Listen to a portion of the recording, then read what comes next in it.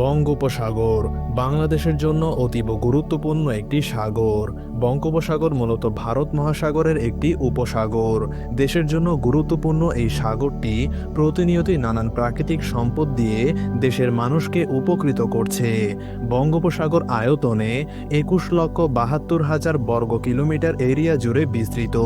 এর সর্বাধিক গভীরতা 4,694 মিটার। নানান প্রাকৃতিক সম্পদে পরিপূর্ণ দেশের উপকূলীয় অঞ্চল জুড়ে বিস্তৃত এই সাগরটি দেশের মানুষের দৈনন্দিন প্রয়োজনীয় চাহিদা সহ নানান প্রাকৃতিক দুর্যোগ থেকে দেশকে রক্ষায় বঙ্গোপসাগরের ভূমিকা অপরিসীম।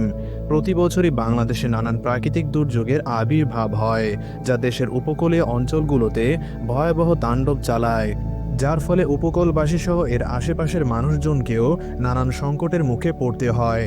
কিন্তু দেশের জন্য গুরুত্বপূর্ণ এই সাগরটির কারণে বাংলাদেশ ভয়াবহ ক্ষতির হাত থেকে বেঁচে